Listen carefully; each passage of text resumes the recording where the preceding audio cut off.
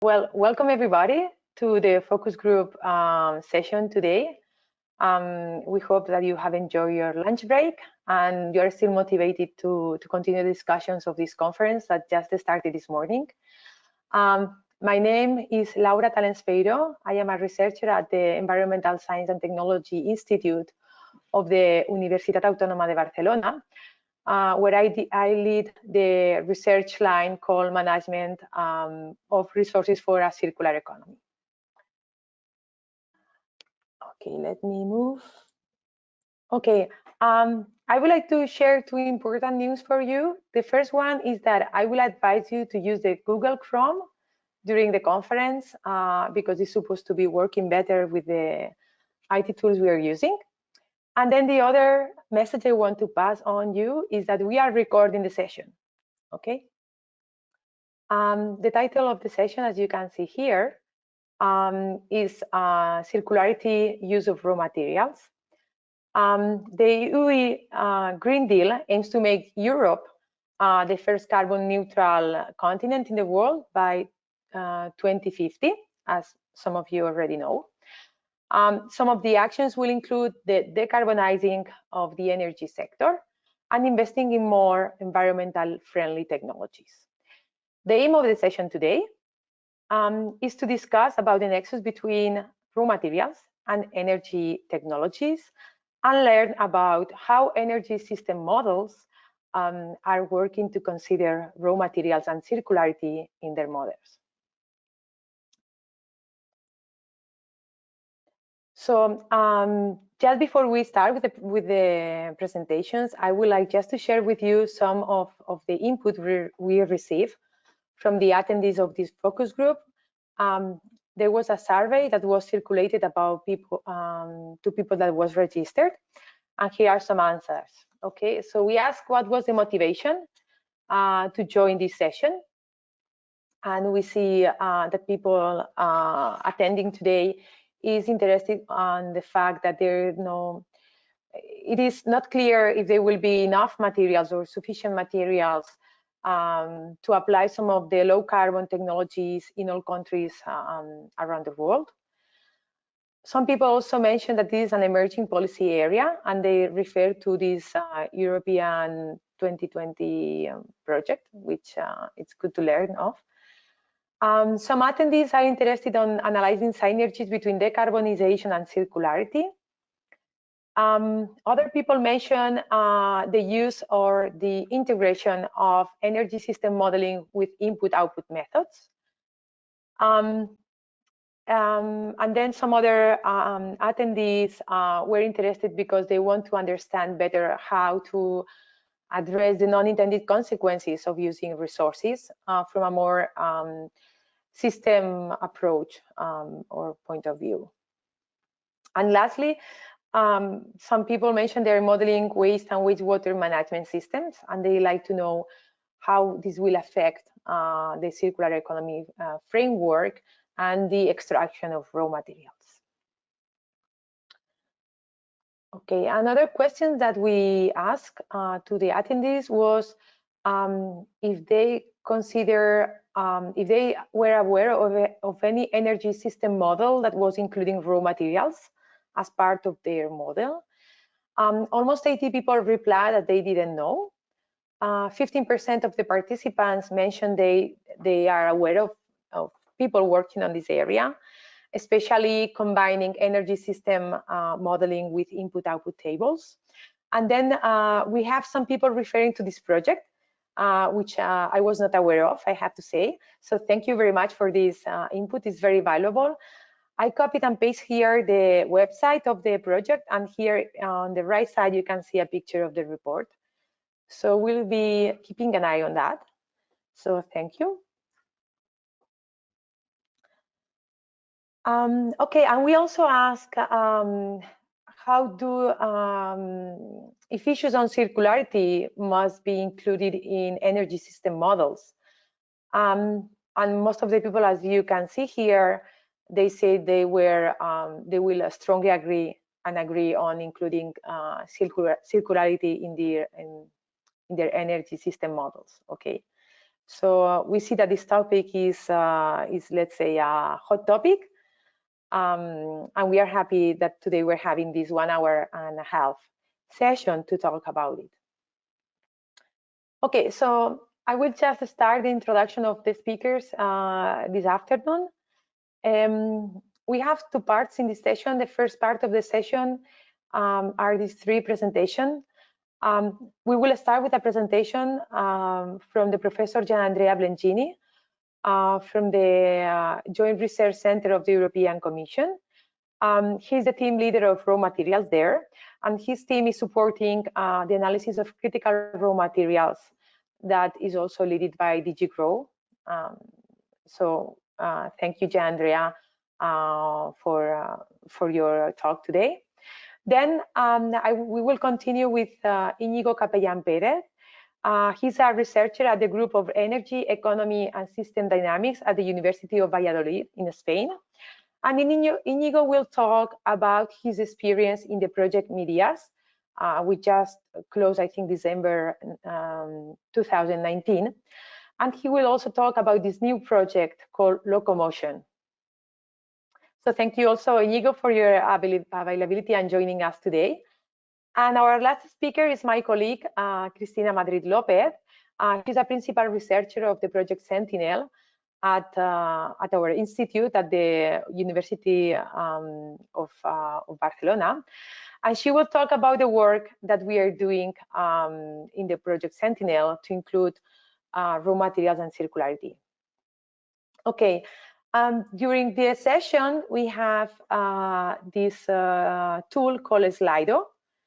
You can see the link here. And if you enter the code that you see on the screen, then you will be able to formulate questions, and then we are hoping to come up with some answers from some of the presenters later on, once they finish all the presentation. Well, so I think that's all so far from my side. I welcome you again for this session. I hope you enjoy the presentations. So that's all. So I will now leave the floor to Gianandrea. Thank you, Laura. It's coming. I think I successfully managed to switch on my mic, which is already an achievement. And now I have to show my presentation. So thank you so much for inviting me and the JRC to give this presentation on some very recent work that myself and my colleagues have done. My presentation is quite long. I try to keep it short and move the slides quite quick. It's related to two big blocks. The first one is the very recent adoptions of the fourth list of critical raw materials for the EU. And then a foresight study that with my colleagues we have done to understand the role of critical raw materials in strategic sectors from now to 2030 and 2050.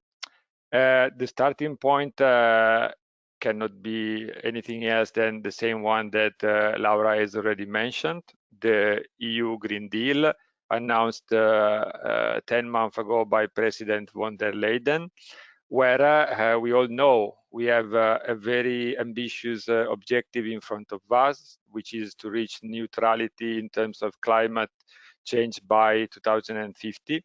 The good point I want to highlight is the clear statement by politicians that if we want to achieve this objective, we need the resources that are used in the technologies that we will have to necessarily deploy. This connection is quite tight to the resources and in particular to the critical raw materials that are needed to drive the change. And here I start my discussion on criticality studies by highlighting the role of governments and academia to work together and understand the criticality of raw materials. So critical raw materials are special ones, are very important to achieve given objectives and have at the same time the unfortunate characteristic to have a high risk of supply disruptions. So for these reasons, we try to understand the levels of criticality, and once we understand a list of critical raw materials, which are the materials in the list, we try to understand which solutions we can adopt by diversifying more the supply, by using more resource efficiency, by using recycling and circularity, by improving the capacity to substitute critical raw materials. The Commission have worked hard over the last 10 years, setting a first edition of the methodology of criticality assessment in 2010, used for the first list, slightly adapting that in 2013 for the 2014 list of critical raw materials, second edition. Then in 2015, a quite large team in the JRC, which I led, was in charge of deeply revising the methodology. I'm not saying the methodology was turned upside down, because this is not the case, but some substantial changes were introduced in 2015 and used for the 2017 list, and now for the 2020 list that was published on the 3rd of September 2020. There are two dimensions of criticality. One is economic importance. I don't even want to mention that. And the other one is supply risk. Supply risk is calculated with the equation you see in my slide, which I will not describe in details, otherwise it would take 15 minutes only to talk about that. Supply risk is mostly based on country concentration and on governance of countries from which raw material are sourced. A combination of country concentration and country governance give the backbone of the supply risk, which is trade corrected, then balanced using import reliance, and finally it is filtered using recycling and substitution indexes.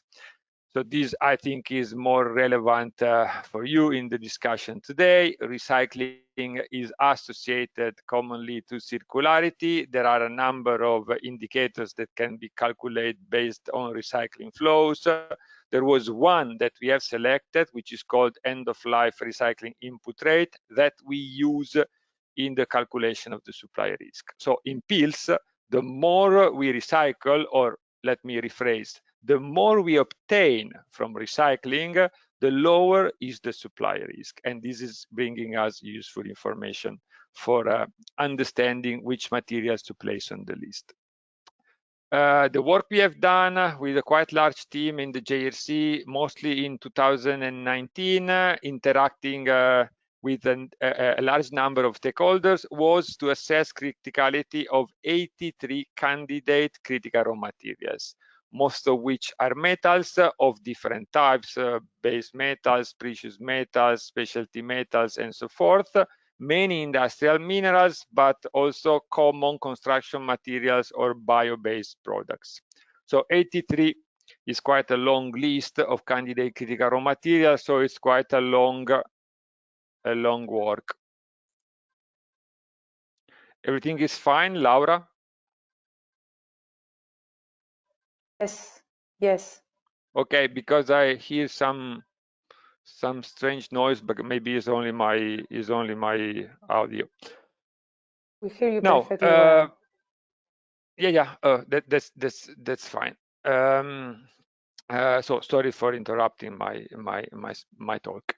So based on the criticality assessment mostly run in 2019, as I said, we have issued a very recent list of 30 critical raw materials for the EU. And this is the starting point for a number of policy actions undertaken by the European Commission, and for which we have recommendations to the member states. So this is the list. I invite you to download and read carefully not only the COM, which is a very interesting document, also containing an action plan made of 10 actions.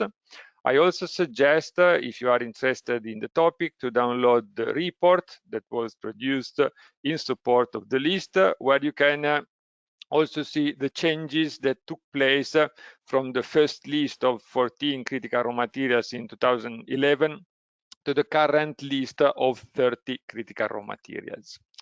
Criticality plots are the way we use to represent criticality.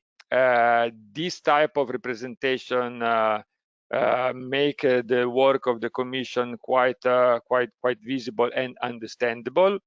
In this slide, you can see the red dots, which are above the two thresholds of economic importance and supply risk, which identify the 30 critical raw materials currently in the list. One interesting approach is also to try to connect dots on the criticality diagram and follow changes from the previous editions or from the previous 2 or 3 editions. So this is only showing changes from 2017 to 2020, but we are currently working also at giving visual representations through the raw material information system. The map of global supply producers is something, in my opinion, quite interesting, where we can see from which countries critical raw materials are supplied. Brazil for niobium, United States for beryllium, many from China, Australia, South Africa, Democratic Republic of Congo, and so forth. I'm quickly going through the slides just to highlighting some of the most interesting content of our reports. A second representation is the one trying to depict the countries from which EU is sourcing the raw materials that are needed in the EU. This is not necessarily the same map as the previous one. In fact, we have selections. So normally EU accounts for 12-15% of global consumption. So in some cases we can choose countries, and so the list of countries is not necessarily the same as I said before.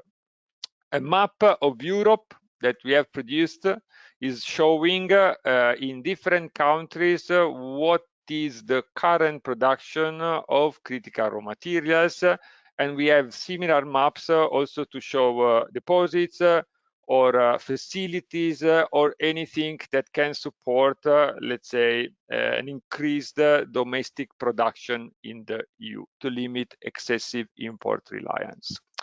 In the report, you will find details that I do not want to stress too much now, showing different components of the supply risk or the supply risk calculated more globally for any country or for the EU in particular. And you might go in details and see that it's not always the same.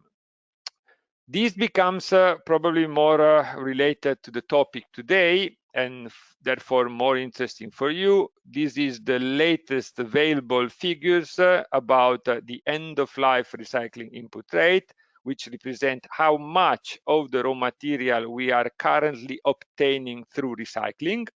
As I said, it's an indicator related to recycling, which is calculated on a methodology that you could find described in details in the dedicated JRC report that I am showing right now in this slide. You could notice that for some materials, the recycling input rate is quite high. For some, it's still an important one, and for many critical raw material, recycling is currently very low. Figures are in this slide, but they are just figures, so I'm not spending too much time on that. This recycling rate, end-of-life recycling input rate, is used in the monitoring framework for the monitoring of the circular economy in the EU. I'm mentioning in this slide the COM that let's say, published for the first time a couple of years ago the set of 10 indicators. This end-of-life recycling input rate, which is based on MSA, a particular type of material flow analysis run by the European Commission. These MSA studies are producing the information that is used to calculate this recycling rate, which is one of the most important indicators out of the 10 of the monitoring framework. Just to mention some more work of the JRC connected to the topics I am discussing about, I mentioned the raw material scoreboard. in which one of the indicators is based on the end-of-life recycling input rate. So in this slide, you have a periodic table, quite colorful slide, this one, with an indication of the current recycling rate. In the lower part, you have a bar showing those materials that cannot fit in the periodic table. The new edition of the Raw Material Scoreboard 2020 is ready to be published. If I understood correctly, should be out in October, end of October or November. However, very, very soon. Some other reports related to the topic are this one, Critical Raw Material in the Circular Economy, where the JRC has studied in given sectors, highlighted in this slide on the right side, what is the role of critical raw materials in a context of circular economy. I'm trying to go quite quick to keep the time. Another report that might be of some interest, also tightly connected to circular economy, which was announced already in the COM of the Circular Economy Action Plan, is the report related to recovery of critical and other materials from mining, waste, and landfills, which I also invite to consider. So I'm jumping onto my second big block, that is the foresight report that the JRC has published in parallel with the study related to the list of critical raw materials. This is being considered quite an important report of the JRC, and this report, at least the summary, has been used widely by Vice President Maroš Šefčovič immediately after the release of the list to highlight that based on this modeling that the JRC has done, by the year 2030 and 2050, we might need up to 60 times more lithium and 15 times more cobalt just for batteries in the EU. So this is quite important also because it was widely disclosed to by high-level politicians in the EU. It's connected to what we know from other bodies like OECD, explaining that we will certainly double very soon the already huge consumption of raw material of any types. This is not big news, but what I want to highlight is that it's not just the change in terms of size of quantity, it's the type of the raw materials that we will need, which makes a completely different picture. President Šefčovič is highlighting as well in his press release that we do not want to change the current dependency on fossil fuels with a future dependency on foreign import of critical raw materials. So this is also a very tough statement from Vice President. The competition internationally is announced to become more and more tough. And there are many different types of competition. So in some cases, we also have competition not among countries, but among technologies. This is the content of one of the recent reports by the JRC, dealing with the dual use of the same critical raw material in for civil technologies that are used for civil and military purposes at the same time. So I have a few slides that I'm passing quite quick to highlight which raw materials or critical raw materials in these slides, the critical raw materials are red, are used in key technologies. So we know about batteries and the importance of traction batteries, and therefore we are talking certainly about lithium, graphite, cobalt, and many more. Then we can move to magnets and therefore electric engines or wind turbines, and we are basically talking about rare earth elements. So I could talk one day about that and the role of China and other players. Solar PV, it's much related to silicon metal, but also gallium, germanium, and indium, of course.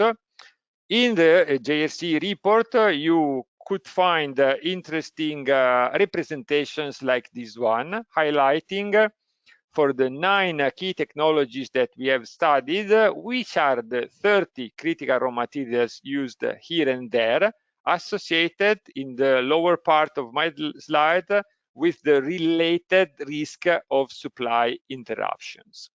You'll find as well very colorful graphs like this one, highlighting on the right side the 3 sectors that we have considered, the connection with the 9 technologies I mentioned already before, and with the list of critical raw materials associated with blocks of different colors corresponding to the different risk of supply interruptions. In the graph, in the report as well, and I'm getting very close to my conclusion, you find our forecast for 2030 and 2050 according to high, medium, and low demand scenario. I just want to highlight that the high demand scenario would mean that the Green Deal is working. So we are affecting in deploying technologies and in achieving the goals. So one might consider this is a pessimistic scenario. It would be pessimistic in the sense that we would need so much materials that we really do not know whether it will be really possible. However, it's not a pessimistic scenario, it's an optimistic one.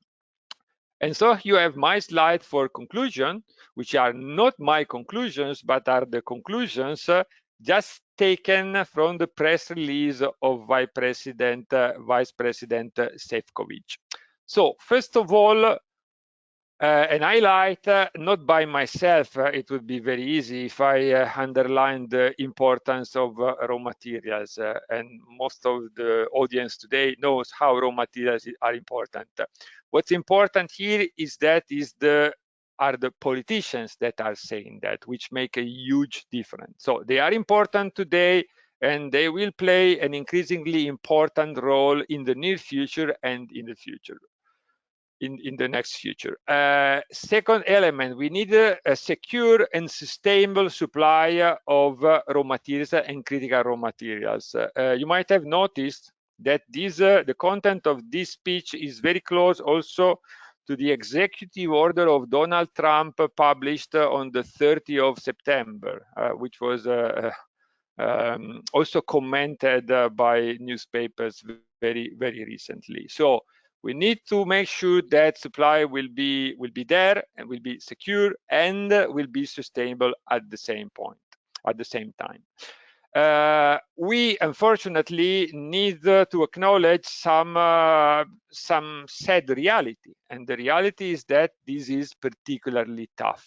So we have some problems in Europe in particular about excessive dependency from foreign supply, often from countries where we have low governance and therefore bad environmental and social consequences. Luckily, we have an action plan in the EU related to critical raw materials with 10 points, and based on these 10 points, we will be able to monitor progress. One last point, and then I close. Again, taken from Vice President Šefčovič, is highlighting the importance of reuse, repair, recycling, and also resource efficiency in achieving these goals. And with this, I stop my presentation. Very much, Andrea. I like very much how you mentioned that this transition to a low carbon economy may imply this critical raw material dependency. And I think that's exactly what we want to talk during the session today. So thank you very much, Andrea. I will pass now to Inigo. Okay, thank you very much. Thank you very much for the invitation. It's very interesting, this session. And in fact, also the presentation of Jan and Andrea was also an excellent introduction for my talk, because I'm going to talk about what we have done in the MEDEAS project, which finished last year. In that project, we were, my group, the group of Energy, Economy and System Dynamics of the University of Valladolid, we were in charge of the modeling of a new integrated assessment model And now we are the coordinators in the ongoing project Locomotion, which main objective is to continue developing this MEDEAS approach. So first thing I would like to say is that in our group, there was nobody specialist in materials, but we reading this kind of documentation and reports that Gian Andrea was overviewing, we got aware of the importance of this, and then we decided to build a specific module to be connected with the rest of the model and very tightly connected to the energy module to be able to analyze all these factors which Gian Andrea was mentioning in a dynamic and integrated way. Okay, so the context of our research in general in the group is that scaling up renewables to 100% has diverse and very relevant implications outside of the energy system. No, so here these pictures are very self-explicative. We can talk about investments in the economy side. We can talk about land and biodiversity. We can talk about materials, etc. So today I will focus on the materials. So before focusing on this specific part of the model, I just want to give you a very brief overview of what is this tool which we have developed, which we call MEDEAS. This is the structure of the MEDEAS world model, the global model. And basically you can see that each box, I don't know if you can see my mouse. Okay, I will show it anyway. Yes, we do, Inigo. Okay. We can follow that. Thank you. So each module, each box represents conceptually one module, no? So here with this figure, we can understand more or less what is happening. First of all, we have a demand, economic demand, because we have a demand-driven philosophy. So we do not have a GDP per capita or GDP as driver. For us, GDP is endogenous, is the result of the economic activity. But what we do have as driver is the demand, what people are demanding. And we have here some input-output to transform this demand of final users into the production. And then we get a demand of energy. And then we confront this demand of energy with energy availability, energy supply, and we get some level of energy consumption and energy mix, installation of new capacities, and these kind of things. Depending on the energy infrastructures which we install, we have dynamically integrated the requirements of minerals. So here we have the module of minerals, and of course, energy infrastructures require minerals, but the rest of the economy also require minerals. So we have made some assumption to account also for this. Finally, depending on the energy consumption, we get the CO2 emissions. We have a small climate module transformed to temperature, and we have some damages. So here we have several feedbacks. A very interesting feedback which we have due to the fact that we are accounting for this material extraction is what we call the EROI feedback. No, so it's very interesting that energy models account for additional monetary investments typically, so in terms of learning curves and so on, but they don't account for the additional energy investments. So what we do is when we do the transition, we need to do monetary investment, but also energy investments, and this reduces the energy available in the society. So the system can react in different ways. We model it increasing the total energy supply in order to cover the same level of net energy as it was initially demanded by the population. Okay, so this is just very brief. Okay, so the rationale for integrating materials in the model, I think Gian Andrea explained it very well. I don't need to go further.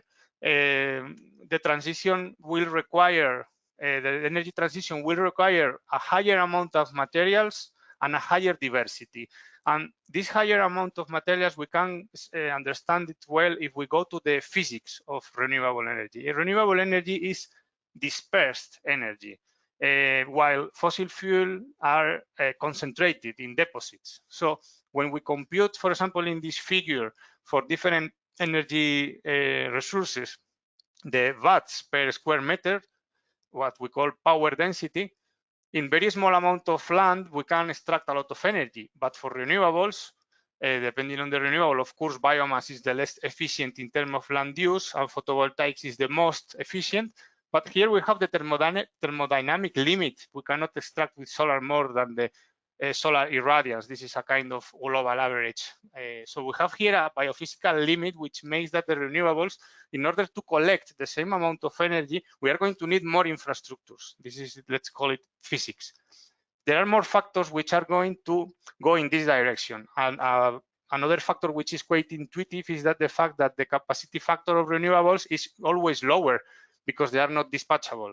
So the capacity factor of solar, if we have day and night, is not never going to go over that threshold. Why fossil fuels, if you have it already stored, you will be able to burn it. So because this graph is in terms of installed capacity, if we talk about generated electricity, we will have to reduce these gray boxes to lower them even more. And then we have another biophysical factor, which is the fact that the renewables are variables. So we need to set up some systems, additional system to manage that variability, okay? So we can think about the storage, we can think about grids, conversion, and etc. So some relevant questions which appear in this context, no? For example, which amount of which materials will the transition to sustainable energy systems will require? How much of these materials could come from recycling? How much of the materials will come demanded by the rest of the economy, because we are not in an isolated system. So if the economy is using more lithium for mobile phones, there will be less lithium for electric cars. So this is like that, and we have to take into account that. The identification of the potential critical materials. So Jan Andrea has explained the approach of the group in GRC, but we can also think about other definition of criticality. We, for example, for simplicity, we just compare the cumulated extraction with reserves and resources. So for us, criticality is just a reflection of, let's say, geological availability. We do not put in factor the factors that are taken into account in the GRC works, but they are complementary. Also, another relevant question, the substitutions, which also was mentioned before. Which substitutions are possible, and which are the trade-offs of these substitutions or advantages? And finally, we can also push this a bit further, because all these minerals, which most of them are not in the economy, will need to be mined even if the recycling rate is 100%. They need to enter the system. So this is going to have a great socio-ecological impacts.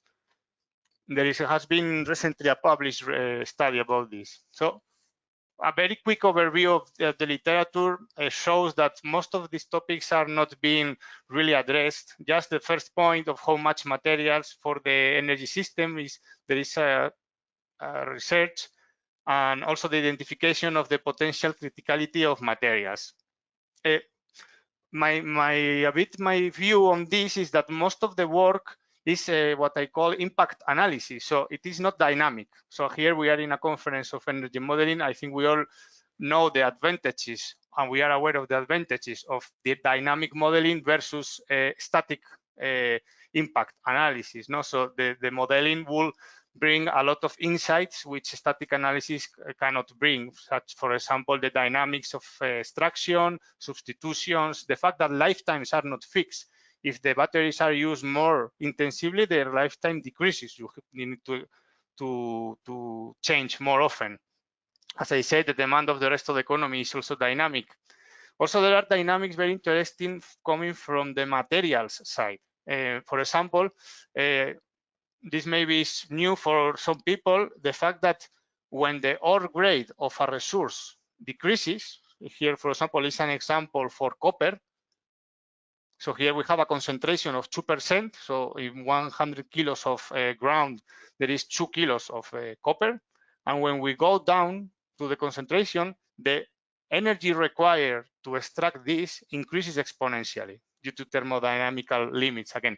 So there are some studies showing that for some minerals, we are already here, or we could arrive to this situation with huge levels of cumulated demand. So this will pose again a kind of feedback in the system when we are going to need much more energy just to process materials. Okay, so we will need to upscale the energy system just to be able to run it. Okay, here I have made a very quick review of the models, which I am aware that included these kind of materials in a dynamic way, but I already saw in Laura's presentation that there was one comment about one project also who is doing this EU calculator, so I have already noted down, and in the focus group later in the group we can talk more about this. So here I'm going to focus a bit on MEDEAS. Laura, can you tell me how much time I have? Sorry, because I will leave you 5 more minutes. Okay, thank you. Okay. Okay, so what we have done in MEDEAS, as I said, we are in general people coming from the modeling of energy and economy, and we were not aware so much of it. We didn't have specific knowledge on this. Now, after 4 or 5 years, we are having some getting some experience, and the approach was twofold. Like from the one side, we got an inventory approach for the energy technologies for which we were able to find good data, let's say, like material intensity. We were looking for kilograms per megawatt of different technologies. So in MEDEAS, what we have is for these technologies, solar photovoltaic, solar thermal, wind onshore, wind offshore, lithium batteries and grids, electrical grids to connect these additional power plants. We checked what were the requirements in terms of minerals for this set of minerals, okay?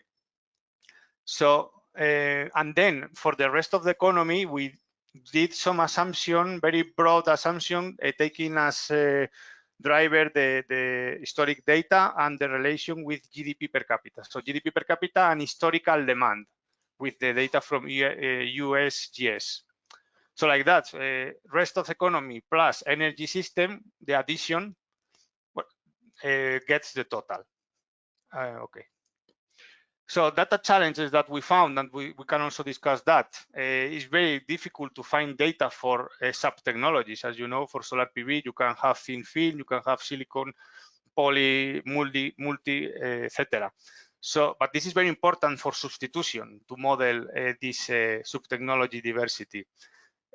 Also, it's a problem the openness of data in MEDEAS because the model is open, and in locomotion also we couldn't rely on some database which are not closed, so we need to find the data elsewhere. Okay, all this is documented here in this paper in the supplementary material. So if anybody is interested into taking a look, here it is explained, and because the model is open source, you have also all the data.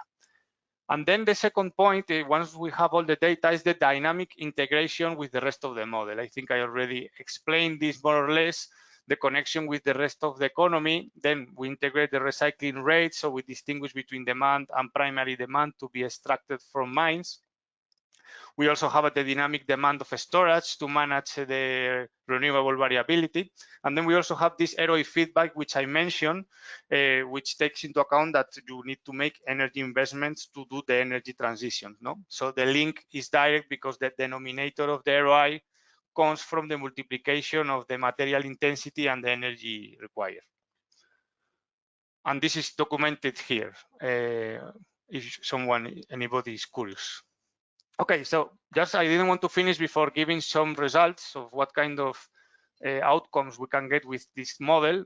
So I'm going to show you results from that paper that I just mentioned, in which what we did was to test several scenarios. And here I'm going just to show results about the one scenario, global scenario, in a storyline of green growth. So more economic growth, more efficiency, transition to renewables, transition to electric vehicles, efficiency, etc. And reaching 100% renewables in electricity in 2060. Okay, so more or less in the line of what we should do. Okay, so this first table is how much will the demand increase for these materials for energy technologies comparing for the rest of the economy. So, for example, this means that following our results, the demand, for example, for zinc comparing with the expected demand of the rest of the economy will be small. But for example, for this in red, aluminium, cadmium, copper, gallium, etc., we estimate that the demand for energy will more than double the demand for the rest of the economy. No, so this is very interesting. And then what we do is to compare with the levels of reserves and resources. As I said, it's like kind of an indicator of mineral geological criticality. So here, for example, what we compare in this figure, the scenario 100% renewables is the black bar, so ignore the others, which are scenarios which are less ambitious. So here, for example, we find that the cumulated extraction for renewable technologies, comparing with their reserves, will be larger for minerals such as tellurium, indium, tin, silver, and gallium, okay? 60% of lithium and so on. And then if we compare the total extraction, so renewable energies plus rest of the system with resources is an indicator that tells you it's an estimate of how much is below the ground, but it is uncertain if that is going to be extracted or maybe there will be more discoveries. This is subject to great uncertainty, but the number is always bigger. And here we also find problems, potential problems in indium, tellurium, silver, and very high shares for others like manganese, molybdenum, or nickel or copper. Okay, so this is the last result. In terms of EROI of the system, so how much energy is returned by the energy system and how much energy is invested, here we can see very good this valley corresponds to the peak in the installation of new systems. So it's very clear that as the faster we do the transition, more net energy is drained, is diverted from the system, from society, let's say, from final users to literally fuel this energy transition. No, so this is an interesting result, which now in locomotion we are planning to feed back through the economy module, through all the investments and so on. So this is going to be also challenging, but okay. So these are my conclusions. Like these results show basically that confirm the static analysis, in the sense that we find several materials which could be critical in the future. We also calculate the fact that the recycling rates, even if they are very high, for some metals, this is irrelevant because they need to enter the system, so they need to be mined. Then also the socio-economic and environmental impact of the new mines is something that is almost not researched. There is this recent paper which I recommend, published very recently. So just to finish a bit our philosophy in the group, in MEDEAS and Locomotion Project, is that sustainability is a multidimensional concept. So it doesn't make too much sense to analyze separately. So the objective, of course, is very complex and very challenging, but the objective should be to integrate all the relevant sustainability dimensions in order to achieve robust policy advice. Okay. Sorry, I have some limitations and further work. Well, I think I mentioned them already. I mentioned linked to already to Locomotion Project, so not to make it longer. Thank you very much. Okay, thank you very much, Inigo. I think your presentation has been very insightful. I think you put on the table also some interesting issues. I like very much this graph that you show the power density, and how in physical terms there's a limitation due to this power density of some energy sources. Okay, we are running a bit late, but I will still like to hear Christina's presentation. I'm just gonna jump to her, and then we'll continue. Okay, Christina, you should be able to get a link now. You're the presenter, so the virtual space is yours. Thank you. Thanks. So thank you everyone for coming. I have to make a fair warning, and it's that I have a terrible cold. It seems that we have still 1,000 bugs apart from coronavirus, and I got one of those. So you might hear me a little bit low today. Very briefly, you will see that our presentation is very much aligned with what Inigo and Gianandrea had been presenting today. I'd like to show you a little bit the work with raw material and circularity in energy models in this case, and the challenges that we met when we were trying to model raw materials or circularity, and some next steps that hopefully will be a launcher for the further discussion later on. So let me just tell you that this is a work that we are doing together with Laura, who's the host of our session, and Nick Martin, a colleague who's working with us in Barcelona. And then this is part of the project Sentinel, which is a project that has as an objective to create a platform for connecting different energy modeling initiatives. So we are within this work package 2. We are developing the module Enviro. Enviro is a module to assess environmental and resource constraints of different energy system configurations. We are looking at questions like, is it feasible? Can we say if this is good or bad? These are very heavy questions. So pretty much in the development of this task, we met some challenges, as I'm sure you all have. And that's how I will say that we are not talking about raw materials and circularity models today, but specifically to those that we have met in the development of Enviro. So first, allow me to just explain you how we include raw materials and circularity in Enviro, or what is Enviro and how it looks like. So pretty much we get energy system configuration coming from some colleagues in the project. And we identify what we call relevant processes, which are actually a set of technologies and the upscaled sectors that are using them. We will then calculate many different flows, including greenhouse gas emissions or water use, but specifically what is interesting for today is this raw material, associated raw material flows. And for that, we are using both some life cycle assessment data, mostly inventories that I'll describe later, and then some data from what we can call a social metabolism framework. And from this calculation of flows, then we estimate 2 types of indicators, if you want to call it that way. Some indicators are related to the life cycle impact assessment that will answer questions like, what impacts does the use of raw material produce? And then some indicators on metabolism, which are telling us what we do with those raw materials and how are we using them. And then how do we do the upscaling, and how do we assign responsibilities for the use of raw materials among different sectors.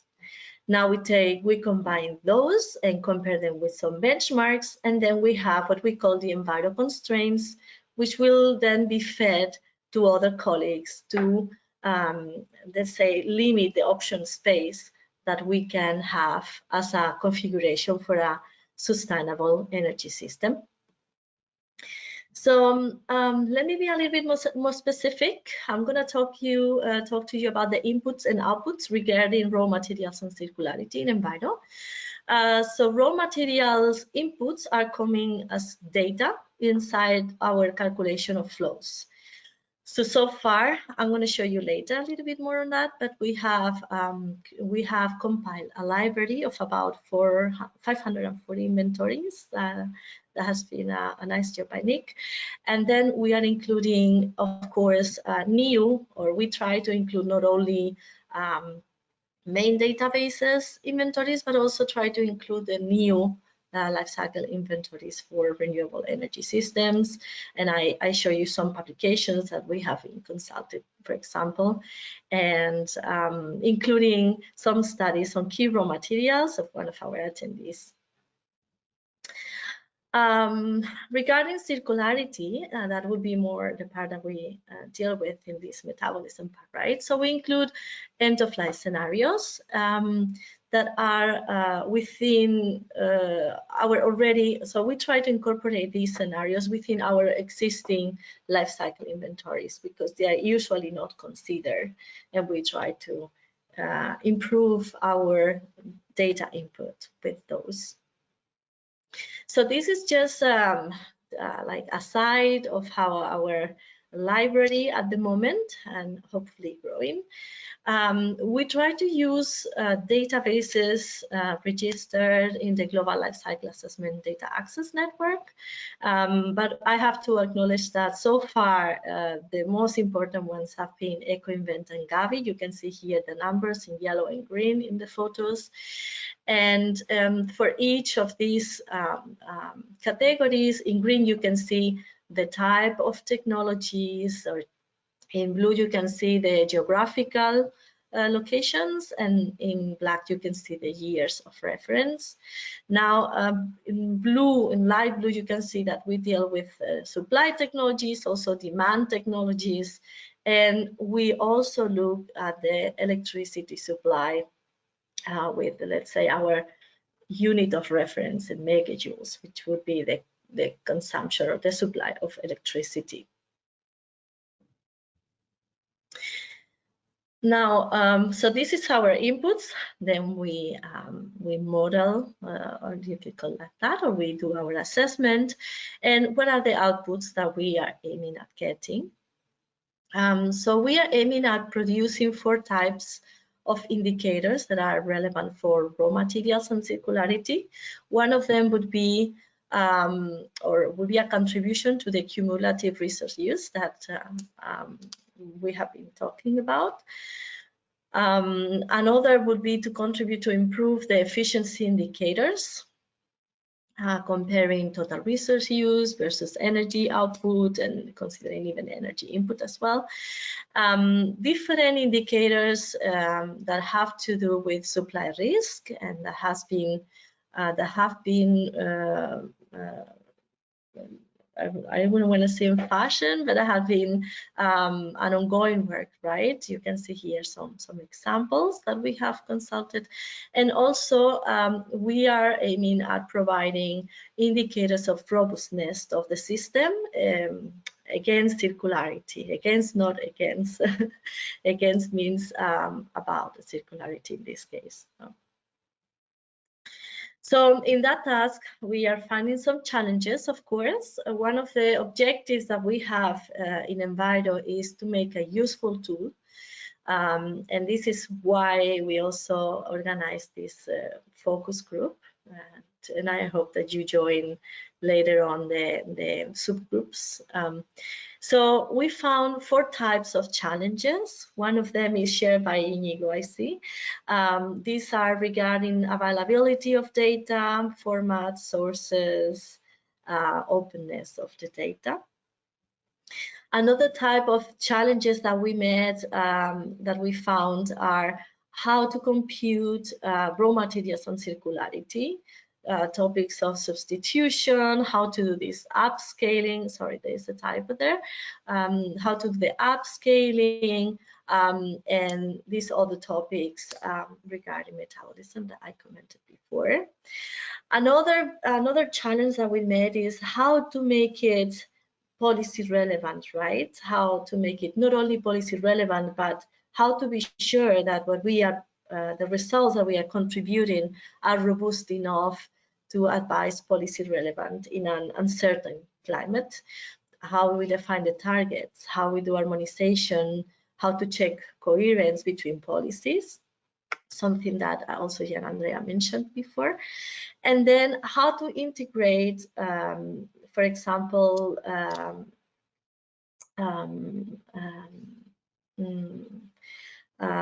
different, sorry, I'm in blank, with energy system models, the relevance, the limitations, etc.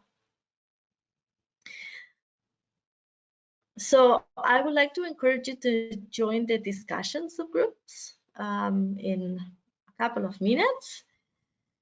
And just for you to know, in case you might find Enviro interesting or want to reach out, so we are improving the Enviro design started with the coding already because it's going to be a software tool. We constantly adapt Enviro to user needs.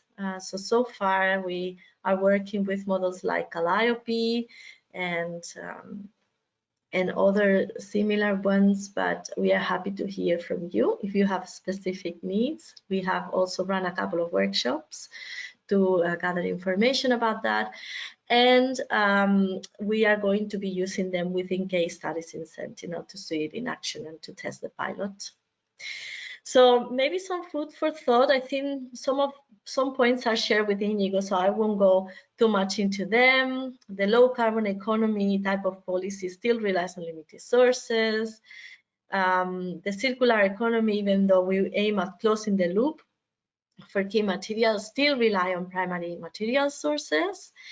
The availability of raw materials and new technology data with a specific formats will be perfect to do integration between environmental models and energy system models, in this case like life cycle assessment or others.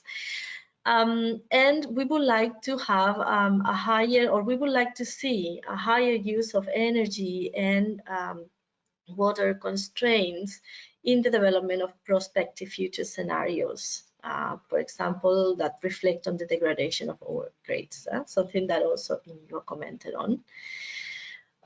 So we are working on these more robust indicators, including the EROI with a life cycle perspective, of course, and then issues like supply risk of cumulative resource use. I think this is repeated. So this is all from our side. I hope we have a fruitful discussion, and that's it. I can give you the floor, the virtual floor, Laura, again. Thank you. Okay. Okay, thank you very much, Cristina, for your presentation. Okay, so thank you very much for the presentation as well, Cristina. Okay, we're a bit running out of time, I'm sorry, but I just thought that the presentation were very, very interesting, so I prefer to spend a bit of more time on that. So now you can do, I have seen there's some already questions on the Slido, so I will just read some of them and leave a few minutes to comment on them, and then we'll move to the subgroups. Okay, so the first question is from Philip Nuss. Hello, Philip, and is for the GRC. I'll try to make it bigger. So the question is, have you looked at by how much the end-of-life recycling input rate could increase for materials under EU circular economy scenarios, in brackets, during the economic transition towards climate neutrality? I know it's maybe not easy to answer a question right now. So I'm Do I not sure. pick it now, Laura? Yes, if Laura. you can react on that. It's a provocation. So why increase and not decrease? Because honestly speaking, given it's for many of these, I mean, the key critical raw materials for the key technology we have seen are not always very much recycled, or their contribution in terms of secondary materials to satisfy demand is quite low.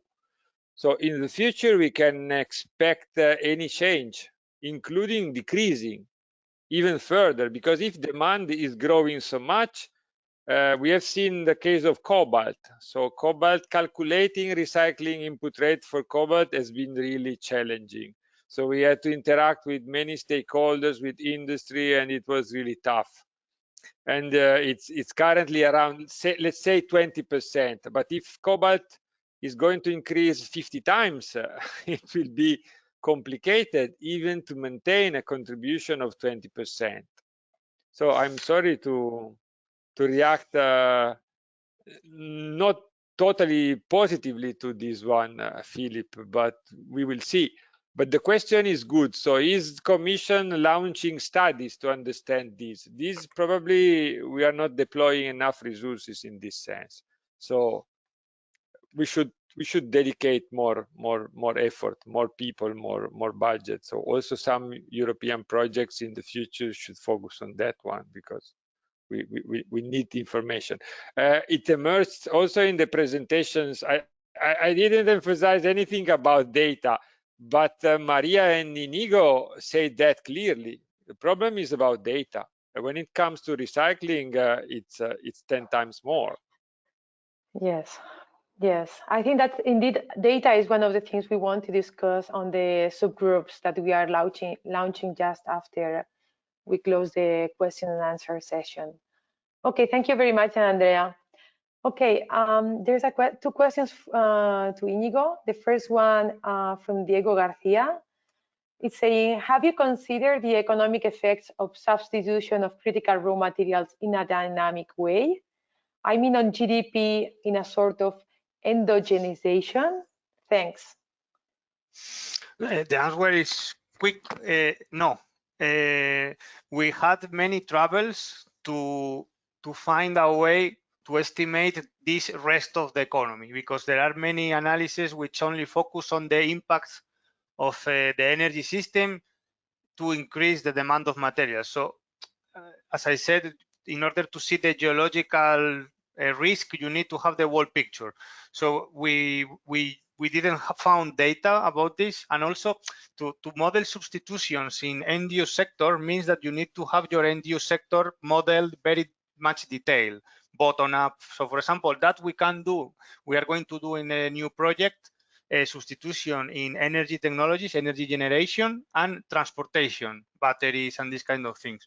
But then to try to model all sectors bottom up, for the moment, it's out of scope for us, and I think for the state of the art. Okay, the second question is, what assumptions for material demand from the rest of economy? Energy return on investment based on geological scarcity, or takes into account energy in industrial refining processes, I guess. The demand of minerals, okay, here I should distinguish. We are only estimating the demand of minerals from the rest of the economy. So we are not estimating the demand of, I don't know, concrete, sand, so just minerals. And what we do is very simple. We took the data from USGS of primary demand, recycling rates, and like that, we estimated the final consumption. And we did some regressions with GDP per capita, all that at global level. Just to see what happened. And the regressions were very good. So we use this as an input, but it's very simple, very stylized. And about EROI, I don't understand based on geological scarcity. Yeah, I think he's asking if the energy return on investment is based on geological scarcity, or if you're taking into account the energy in industrial refining processes. Industrial refining process. I think it's a bit tricky.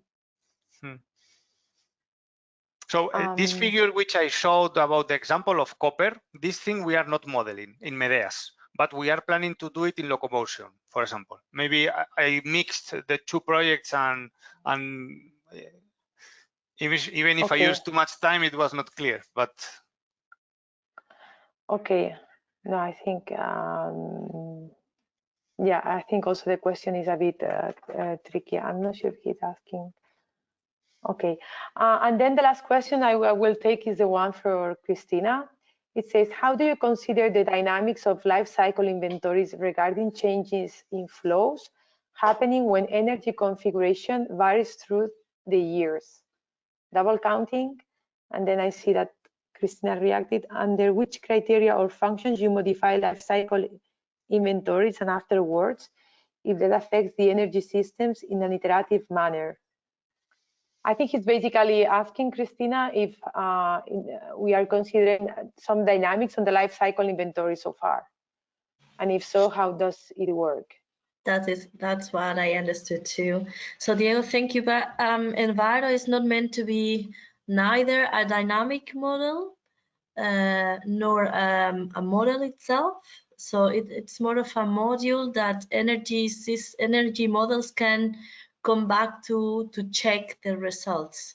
So we are developing a static view for a year so far, and then we won't return another configuration of the energy system. We will just say, these are your, if with the configuration that you're giving us, these are your bottlenecks. This is the paths that are going to be problematic for you. And then it's up to the energy models to try a different route. I hope that is the question. Okay. Now you are all welcome to join. We are having this subgroup discussion. We are, as I said, a bit late on time, but I'm hoping you can spend a bit more time today with us. So we are having this subgroup discussion, which will take place using the B2Match. If you go to, I think here I have some slides. If you go to your agenda on the conference website, you will see that there are some subgroups described here. The way to join one of the subgroups is to add, in case you haven't done yet, and then to click on this icon which says join online session. So once you enter this online session, we will have access to a board that we are using with a software called Miro. And this should allow you to interact with the rest of the people on the discussion group. The way you can interact and you can offer your input is by using this kind of sticker icon here, sorry, that you just place on the board, and then you will be able to edit your comments. Okay, I will just let me see if I can stop sharing. I'm just about to post. Let me see. I'm sorry, this is a bit confusing sometimes.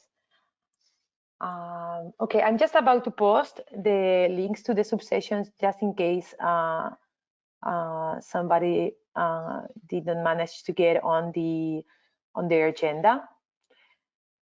Okay, so I'm hoping you can see that there. Here are the links. And as you enter your subgroups, you will be able to see a link to this Miro whiteboard where we are hoping you to provide some input.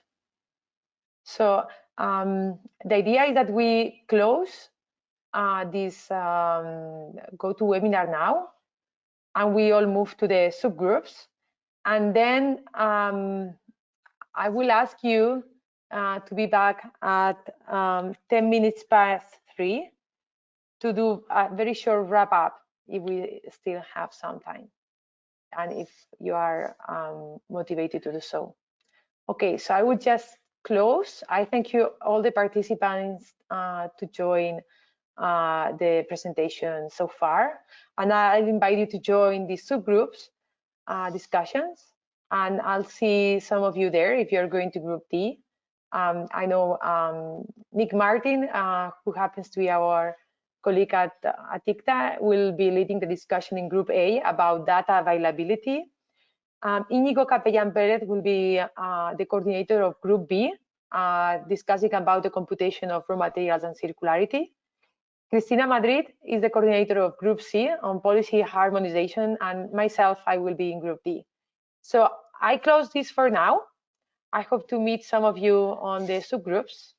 Thank you again, and thank you also for the speakers for all the presentation and very interesting information. I think it's been really useful, all the information we have been provided even today. So, okay, I'll see you in the subgroups. Thank you.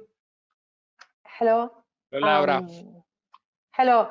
I have to say that this is the first time we are trying this, and this has been a real challenge, moving virtually the space. Okay, I was hoping to get more input from the boards. But the good news is that we have new people working on this area. I think these are very good news, as there's more effort need to be done. So I think that's one of the very positive message we can take. I think that next year we're gonna have again the same conference. This is organized by the European Commission annually. And of course, we're gonna have another session on raw materials and circularity. And hopefully we will gain more input from other researchers and institutes and collaborators. So I think, I don't know if you want to add anything, Gian Andrea and Inigo. I invite you to add any comment you would like to have for the closing of this focus group.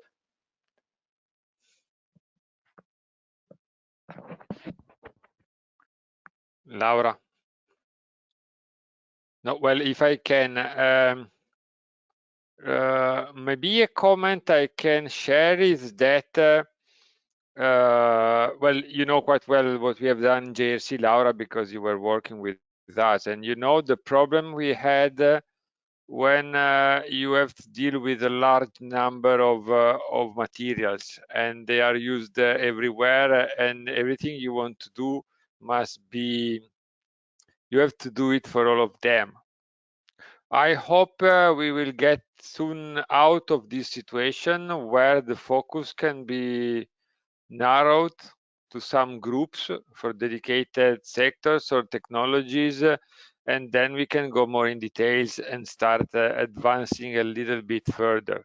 So you know very well how simplified is the methodology of criticality assessment, because it has to be applied to 83 candidates critical raw materials, including metals, base metals, and industrial minerals, and even bio-based, which is anything you can imagine. So this is something I really hope is happening. And then when you start modeling, you don't have to accommodate at the same time wood and germanium, which has nothing to deal with one another. And when you come to circularity aspects, you can really start to understand something better. So this is a message I want to pass. So while I was listening to Inigo and Cristina, I was, let's say, feeling some envy, because they can work as researchers, and I work as a mix of research and support of policymakers, which is completely another story. So they can use fantasy and try to understand whether it works or not, and that's much more exciting, I think. People in JRC are using science to support policy, so it cannot be something you invented yesterday. It has to be bulletproof, something that, because you have seen the messages of the politicians, so they build on what you say and they can say anything, so it's risky business. I hope it's a useful comment at the end of. Yes, I think it's very useful, and I think actually that's a bit real life, yeah. So there's research, and then there's the implementation of some research results and methodologies, and that's not an easy job, I have to say.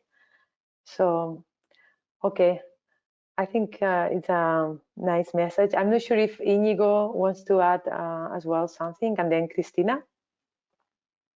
My very short comment is that this session showed that we need to work together, people from energy models with people from circularity of materials, which until very recently they are communities very, I think, separated. So we need to build that bridge, I think. Yes, yes, indeed. Yes, indeed. That's well, I have to admit that also us as a research team, we have faced that. If you want to have all this overview on the impacts of raw materials in the energy system modeling is, yeah, it's not easy, and it's not immediate. So yeah, collaboration, yeah, it's needed, and more people. But I'm happy, as I said, more people is joining. New people. We have probably new and more information next year. Cristina, any comment before closing the session? Yes, maybe a thought, and is that being myself not a critical raw material or raw material expert, my take is that it is a topic that everyone can see how important it is. I don't think anyone can deny that it is important. And I am hoping that we generate expectations and that we can reach to energy modelers to make that switch and see how important this is. And hopefully we are all careful to not to create a buzzword with these critical raw materials, but that we do robust analysis that are actually useful, because all the other keywords come to mind, like nexus, or that sometimes are a little bit disputed, right? So I'm hoping that we can all see the relevance it has, because it has a real actual relevance. And actually, I just wanted to say thank you, Laura, for all the organization of these sessions. It's been a lot of work that no one can actually see, but it's been quite a lot of work, and you did really well. So thank you so much from the whole group. Okay. Well, For the thank you for organization. all your time and participation. Without you, it would have not been possible. And I was very happy to put the three of you together this afternoon. So thank you very much to all of you. And we'll keep working and in touch. And I'm hoping you can also follow maybe some of the other sessions of the EMP conference. And that's it for today. So thank you so much also for the participants to follow the discussions. I'm sorry that that we had some technical limitations with the different tools we are using. So this is something we have to improve next year, and we'll be doing that for sure. Okay, so thank you very much. Take care. Thank you so much. Thank you, everyone. Thank you, Laura. Nice to Bye have you. Bye. Bye. Bye bye. Bye. Bye bye. Bye bye.